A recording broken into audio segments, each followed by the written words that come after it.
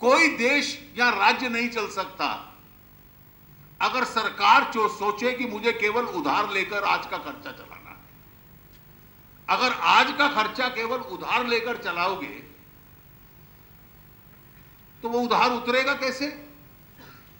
आप तो अगला चुनाव हार के चले जाओगे, जैसे लेफ्ट वाले हार के चले गए, शायद अगली बार तृणमूल हार के चली जाएगी और अगली पीढ़ी के लिए सिर पर यह उधार छोड़ जाओगे कि जो हमारे बाद में आएगा वो लोगों के ऊपर और टैक्स लगाएगा और टैक्स लगाकर पैसा इकट्ठा करेगा और उससे इस उधार को उतारेगा। लेफ्ट ने यही किया और नीतियों की दृष्टि से कोई तृणमूल कांग्रेस उससे अलग करने का प्रयास नहीं कर रही। इस परिस्थिति में जो रोष होगा, जो आक्रोश होगा, वो अपने आप में बढ़ता जाएगा। आज हम पूरी दुनिया में हथियार खरीदने वाला सबसे बड़ा देश बन गए और सब बाहर से खरीद रहे हैं।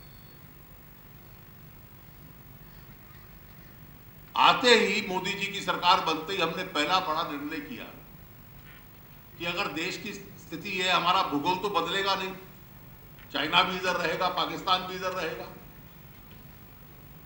और इस परिस्थिति के अंदर ये हथियार देश में बनने चाहिए।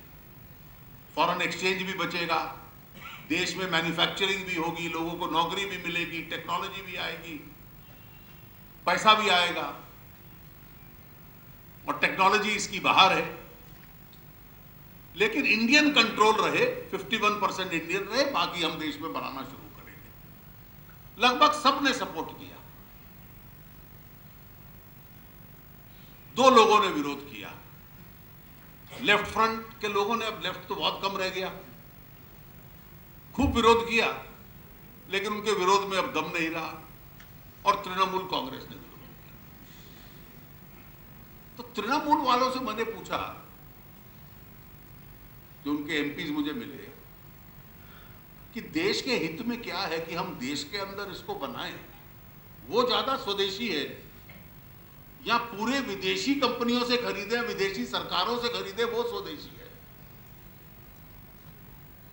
नहीं, हमारी नीति है कि हमें विदेशी पैसा नहीं चाहिए।